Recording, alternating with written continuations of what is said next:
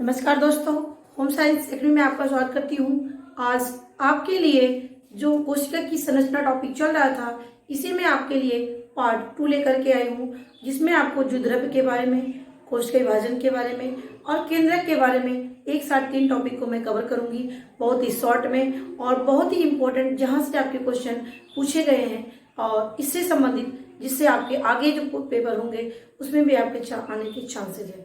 तो इस पर चर्चा करेंगे। इसके पहले मैं आपको बता दूं कि जो टीजीटी और पीजीटी के सिलेबस में जो क्वेश्चन आ रहे हैं, जो क्वेश्चन मतलब सिलेबस में है जो टॉपिक, वो टॉपिक के मैंने लगभग काफ़ी टॉपिक कवर कर चुकी हूँ। तो प्लीज़ आप जो है प्लेलिस्ट में जाइए, जैसे आपके हेल्थ के प्लेलिस्ट में और इसके साथ साथ शरीर क्रिया विज्ञान के प्लेलिस्ट में। शरीर क्रिया विज्ञान में आपके मोस्टली मिलेंगे पीजीटी के कोई टॉपिक, जिसमें आपके पाचन संस्थान, श्वसन संस्थान, हृदय, ये सारी चीज़ें मैं वहाँ पर बहुत अच्छे से पढ़ाई हूँ। वहाँ से पे जा करके आप देखिए। और इसमें मैं और टॉपिक मेरा नए सिरे से चल भी रहा है, जो टॉपिक हमने कवर नहीं किया है। तो प्लीज़, और जो टीजीटी के भी हैं उसको भी आप देखिए, जैसे आपके मैनेजमेंट भी लगभग कवर हैं और आपके वस्त्र विज्ञान के कवर हैं। तो ये चीज़ें आप उसमें देखिए, उससे आप अभी से ही सारे टॉपिक कवर करते जाइए। ऐसा नहीं है जब आपके एग्जाम की डेट आ जाए तभी आप शुरू करिए।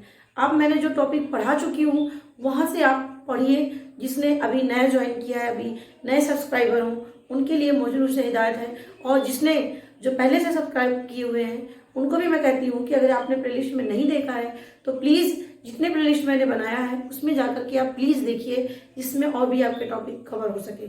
अब चलते हैं अपने टॉपिक की तरफ। इसमें हमारा है प्रोटोप्लाज्म और न्यूक्लियस, जिसको हम जीवद्रव्य भी कहते हैं और न्यूक्लियस या केंद्रक कहते हैं। सेल डिवीजन यानी कोशिका विभाजन है।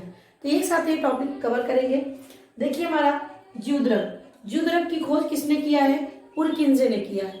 ये क्वेश्चन आपके आते हैं। देखिए मैंने शॉर्ट में बनाया, ऐसा नहीं है कि बहुत डिटेल लेकर के, बहुत डिटेल मैंने नहीं पढ़ा रही हूँ। जहाँ से आपके क्वेश्चन पूछे जाएंगे बस वहीं तक का टॉपिक हमने लिया है। अब देखिए जीवद्रव्य की खोज किसने किया है? पुरकिंजे ने किया है। और इसके साथ साथ जो कोशिका के संपूर्ण यानी कोशिका के अंदर जो संपूर्ण पदार्थ होता है उसी को हम क्या कहते हैं? जीवद्रव्य कहते हैं। यानी जितना हमारे जो जीवों के लिए, जीवन को संपन्न के लिए जिन चीजों की आवश्यकता होती है वो हमारा क्या होता है? जीवद्रव्य होता है। इसीलिए जीवद्रव्य को जीवन का भौतिक आधार कहते हैं।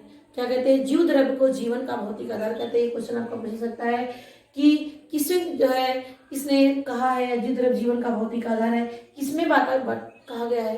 तो आपके जीवद्रव्य में कहा गया, जिसको अंग्रेजी में प्रोटोप्लाज्म भी कहते हैं। दूसरी बात है, इसके 2 क्वालिटी होती है, एक भौतिक गुण होता है, एक रासायनिक गुण होता है। अब देखिए जो भौतिक गुण होता है, इस भौतिक गुण में रंगहीन होता है, इसके साथ साथ अर्ध पारदर्शक होता है, इसमें 60 से 80% जल होता है। कितने? 60 से 80% जल होता है। कार्बनिक और अकार्बनिक पदार्थ इसमें रहते हैं और ये क्रिस्टलीय रूप में रहते हैं। किस फॉर्म में? क्रिस्टलीय फॉर्म में रहते हैं। देखिए ये सब चीजें जो मैंने बनाया है, इसमें हमने कहीं नोट्स नहीं लिखा है, मैं डायरेक्ट बुक से बनाई हूँ। तो आप जो मांगते हैं मुझे, मतलब नोट्स दीजिए, पीडीएफ दीजिए, मेरे पास यही इसका पीडीएफ है अभी, और इसी से आप अपना नोट्स बनाइए। और मैंने केवल डायरेक्ट बुक से बनाया है और इसको बनाने में मुझे कम से कम 1 से 1.5 घंटे 2 घंटे लग जाते हैं। तो यही हमारा पीडीएफ है, इसी से आप जो है कवर करिए। और अगर आप इसको लिखते हैं कम से कम 2 से 2.5 पेज में आपका ये कवर होता है। तो प्लीज़ आप नोट्स बनाते चलिए। कब कौन सी वैकेंसी आ जाए, किस में पूछा जाए क्वेश्चन, ये कोई पता नहीं है। तो इसीलिए मैं कहती हूँ आप नोट्स बनाते चलिए। और अब आते हैं हमारे जो भौतिक आधार में हमने बताया, ये रंगीन होते हैं, पारदर्शक होते हैं। जो हमारी, जैसे ये सेल हुआ, सेल में जो पदार्थ होता है एक हमारा जीवद्रव्य है, जिसमें विभिन्न प्रकार के क्या होते हैं? ये आपका बीच में केंद्रक पाया जाता है और ये किनारे किनारे जो लिक्विड फॉर्म में भरे होते हैं वही हमारा जीवद्रव्य होता है। अब इस जीवद्रव्य में क्या होता, कैसे होता है? रंगीन होता है, अर्धपारदर्शक, 60 से 80% जल। इसमें कार्बनिक और अकार्बनिक पदार्थ, जैसे कार्बनिक में आपका प्रोटीन, विटामिन, कार्बोहाइड्रेट, ये सारी चीजें होती हैं। कार्बनिक हमारे खनिज लवण आते हैं। तो ये सारी भी चीजें उसमें क्या होती है? मिली हुई रहती है, क्योंकि हर पार्ट में हमारी बॉडी की क्या है? सेल है, और सेल हमें ऊर्जा देने के काम, हमारे सारे शरीर के कामों को करने का काम करता है। तो इसीलिए कार्बनिक और अकार्बनिक पदार्थ क्रिस्टलीय रूप में मिले रहते हैं और ये दो फॉर्म में रहते हैं, एक सॉल और एक जेल। यहाँ पे हमने लिया है एक सॉल और एक जेल फॉर्म में रहते हैं। अब देखिए सॉल क्या होते हैं? ये अर्ध तरल होते हैं। सॉल क्या होता है? एक चीज और इसमें बताना है ये जो होते हैं, जो भौतिक पदार्थ में होते हैं, इसमें अभी हमने आपको बताया दो फॉर्म में होते हैं, सॉल और जेल। जो सॉल होता है ये अर्ध तरल होता है और इसमें कार्बनिक कण होते हैं और इसके जो अणु होते हैं वो दूर दूर बिखरे रहते हैं। किसमें? दूर दूर अवस्था में बिखरे रहते हैं, यानी ये अलग अलग इस तरह से दूर दूर बिखरे हुए रहते हैं। और ये दूर दूर बिखरे की अवस्था को क्या बोलते हैं? ब्राउनी गति कहते हैं। यानी ब्राउन ने इनकी खोज किया था। यानी जो बिखरे रहते हैं ये आपस में क्या करते हैं? टकराते हैं। यानी कोई चीज सघन ना हो, अलग अलग हो, बिखरे बिखरे हो तो क्या होंगे? लिक्विड फॉर्म में क्या होंगे? एक दूसरे से टकराएंगे। तो इसी टकराने की गति को क्या बोलते हैं? ब्राउनी गति कहते हैं। क्या कहते हैं? ब्राउनी गति कहाँ पर पाई जाती है? द्युद्रव में पाई जाती है। द्युद्रव के किसमें? भौतिक इसके जो गुण होते हैं उसमें पाए जाते हैं। तो ये याद रखना। दूसरा आपका जेल आता है। ये जेल क्या होता है? गाढ़ा होता है, अर्ध ठोस होता है और ये आपस में जुड़े रहते हैं। क्या होते हैं ये आपस में जुड़े रहते हैं एक तरीके से, यहाँ पर टकराने का कोई संभावना नहीं होती है। तो यह बात आप याद रखना। भौतिक में मैंने आपको बताया सॉल और जल दो प्रक्रिया होती है। दूसरा इनके गुण क्या होते हैं? रासायनिक। रासायनिक क्या होता है? जटिल इनका मिश्रण होता है और इसमें 30 तत्व पाए जाते हैं। कितने तत्व पाए जाते हैं? 30 तत्व पाए जाते हैं इसमें। और इसमें हमारा ऑक्सीजन जो है 62%, कार्बन 20%, हाइड्रोजन 10% और नाइट्रोजन 8% पाए जाते हैं। तो ये चीजें इनके भौतिक गुण हो गए और रासायनिक गुण हो गए। किसके? जीव द्रव्य के, यानी प्रोटोप्लाज्म के। तो ये बात रखना। सॉल और जेल कहाँ पाए जाते हैं? पहली बात तो कोशिका में। कोशिका के किस भाग में? जीव द्रव्य में। ब्राउनी गति किसमें होती है? सॉल में होती है। अब आते हैं नेक्स्ट टॉपिक पे। नेक्स्ट हमारा आता है केंद्रक। अब देखिए केंद्रक की खोज, देखिए यहाँ पर पुरकिंजे ने किया जीव द्रव्य की। केंद्रक की खोज रॉबर्ट ब्राउन ने किया था। कब? 1831 में। और इसका जो आकार होता है गोल, अंडाकार और गहरे रंग का होता है और मोस्टली उससे जो जंतु कोशिका होती है उनके बीच में पाया जाता है और जो पादप कोशिका होती है उसमें जो केंद्रक होता है वो किनारे पाया जाता है। तो ये भी बातें आप याद रखना। तो ये गहरे रंग के होते हैं और जो हमारा ये केंद्रक होता है, इस केंद्रक में मुख्य रूप से 4 भाग होते हैं। क्या क्या होते हैं? पहला है केंद्रक कला। क्या है? केंद्रक कला।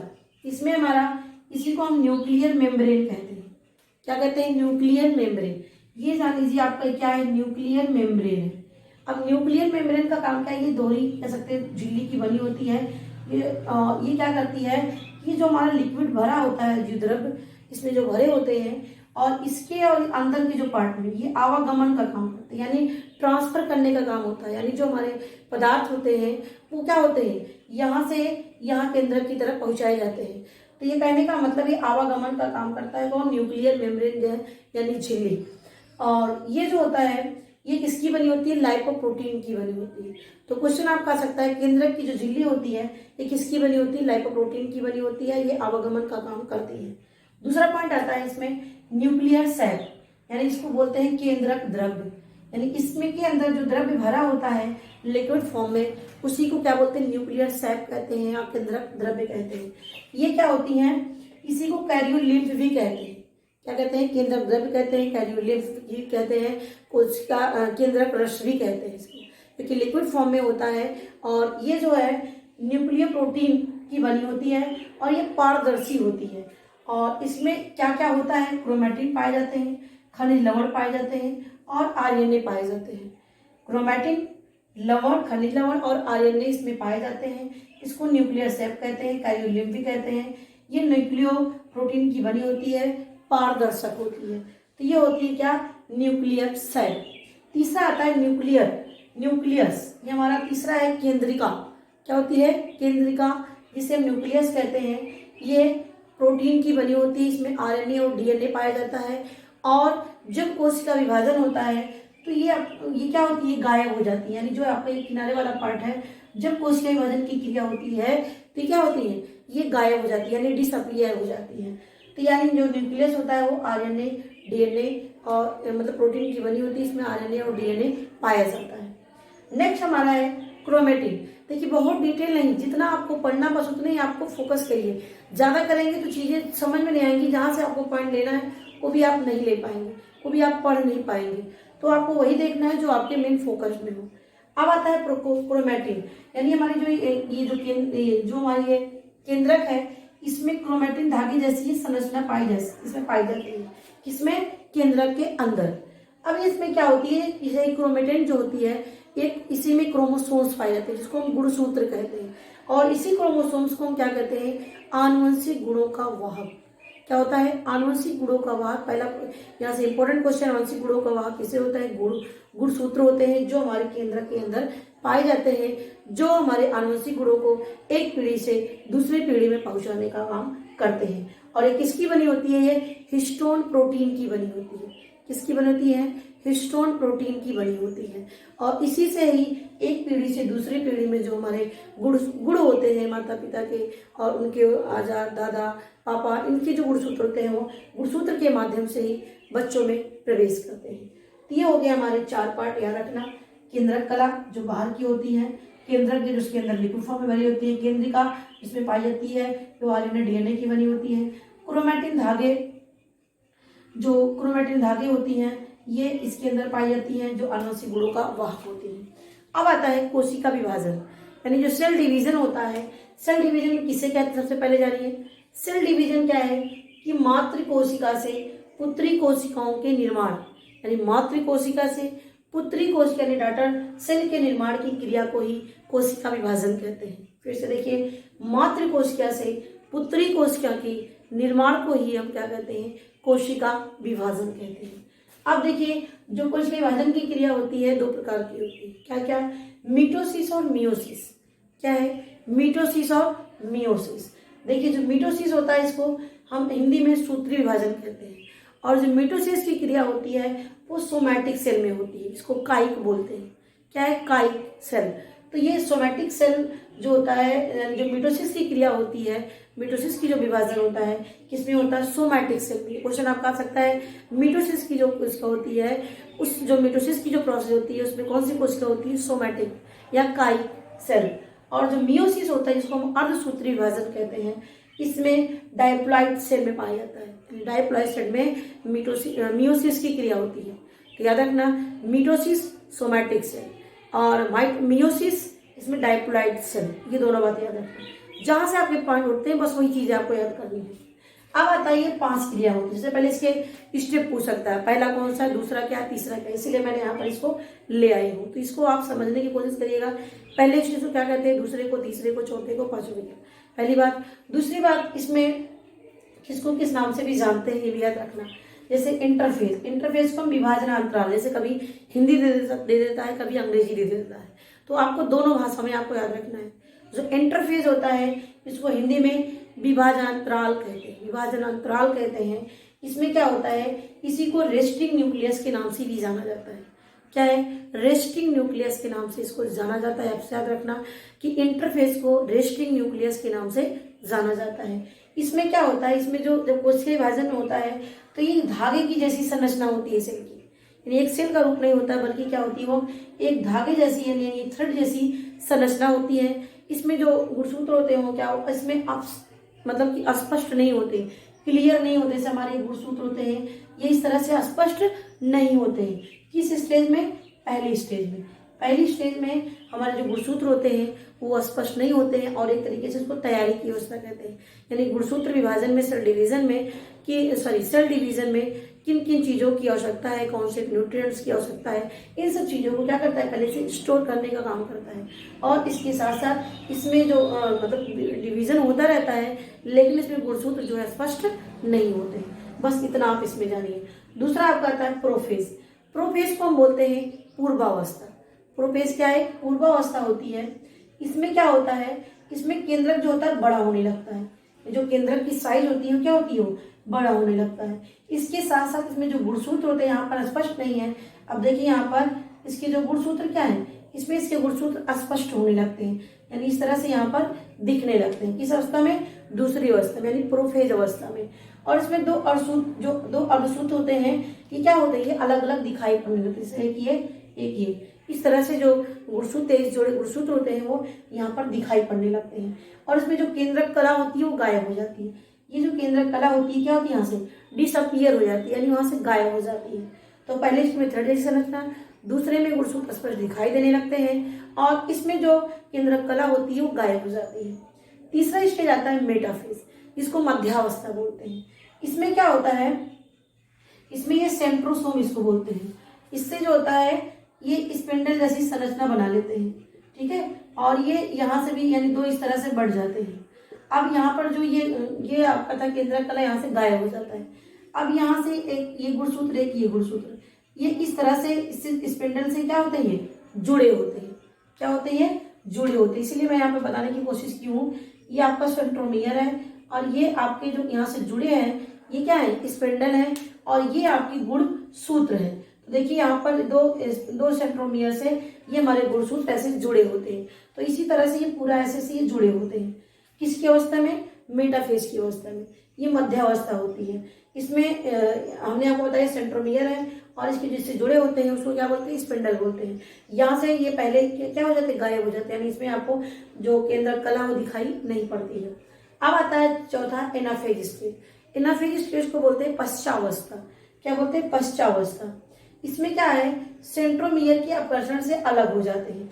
अब देखिए यहाँ पर देखिए मैच दिख रहे हैं, यानी ये गुणसूत्र क्या होते हैं, आपस में जुड़े होते हैं। किससे, स्पिंडल से जुड़े हैं।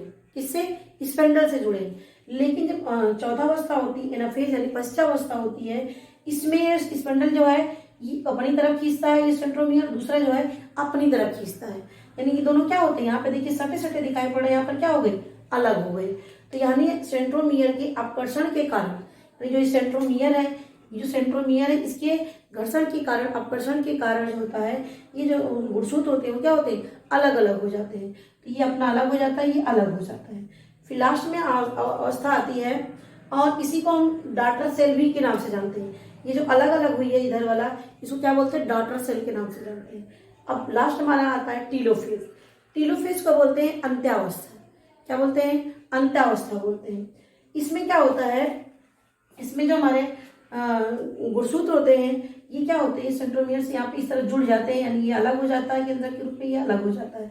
ये गुणसूत्र यहाँ अलग हो जाते हैं, ये अलग हो जाते हैं। लास्ट में क्या होता है, इस तरह से ये आपका फिर से यही जो स्टेज आती है, तो यहाँ पर ये आपका केंद्रक, यहाँ पे अलग केंद्रक हो जाता है, ये अलग केंद्रक हो जाता है। यहाँ तक की अवस्था क्या कहलाती है, टीलोफेज। तो ये हमारे मुख्य रूप से 5 होते हैं, इंटरफेज, दूसरा प्रोफेज, तीसरा मेटाफेज, चौथा एनाफेज और लास्ट में टीलोफेज। आपको यही इसका ज्यादातर आपको जो क्वेश्चन देखना है यहाँ पर, इसकी स्टेज में पहला कौन सा, दूसरा क्या, तीसरा क्या। दूसरा मिटोसिस किस सेल में होती है और मियोसिस किस सेल में पाई जाती है, और इसके बाद किस में जो है, किस अवस्था में हमारे गुणसूत्र स्पष्ट होते हैं, किस में नहीं होते हैं। और बस इससे ज्यादा आपको इसमें नहीं पढ़ना है, क्योंकि मैंने क्वेश्चन देखा है बहुत ही ज्यादा इसमें नहीं पूछा गया है। तो आशा करती हूँ आपको ये टॉपिक समझ में आया होगा। तो आप ये देखने हैं, केंद्रक के 4 भाग हैं, केंद्रक कला, केंद्रक द्रव्य, केंद्रिका और क्रोमैटिन धागे। और आनुवंशिक गुणों के वाहक मैंने आपको बता दिया। और ये जो क्रोमैटिन होता है हिस्टोन प्रोटीन से बने होते हैं, ये आपको देखना है। न्यूक्लियर मेम्ब्रेन का काम क्या है, आवागमन का काम किससे बना होता है, लाइपोप्रोटीन से बना होता है। कैरियोलिम्फ किससे होता है, न्यूक्लियस से संबंधित होता है कैरियोलिम्फ, और न्यूक्लियर सैप को हम कैरियोलिम्फ के नाम से भी जानते हैं। ये इसमें न्यूक्लियर सैप में क्रोमैटिन, लवण और एनिल पाए जाते हैं। और इसके साथ साथ मैंने आपको द्विध्रुव में बताया, द्विध्रुव की खोज पुरकेंजे ने किया, केंद्र की खोज रॉबर्ट ब्राउन ने किया। जहां जहां फोकस है वही पॉइंट को आप ज्यादातर फोकस करिएगा, उसी को ज्यादा आप याद करिएगा। सॉल और जेल कहाँ पाई जाती है, द्विध्रुव में। किसमें पाई जाती है, भौतिक गुणों में पाया जाता है। और ये हमारा जो क्वेश्चन, हमारे कोशिका में सबसे महत्वपूर्ण भाग जो हमारे जीवन का भौतिक आधार है, किसे कहा जाता है, यहाँ से क्वेश्चन आपका आ सकता है। तो किसे कहा जाता है, जीव द्रव्य को कहा जाता है। तो आशा करती हूँ आपको ये टॉपिक समझ में आया होगा, यदि आया होगा तो बहुत बहुत आपको थैंक्स मेरी वीडियो देखने के लिए। और ऐसी वीडियो देखते रहिए और अपने ज्ञान को बढ़ाते रहिए और आप सफलता पर आगे जाते रहिए। तो मेरी वीडियो देखने के लिए आपको धन्यवाद।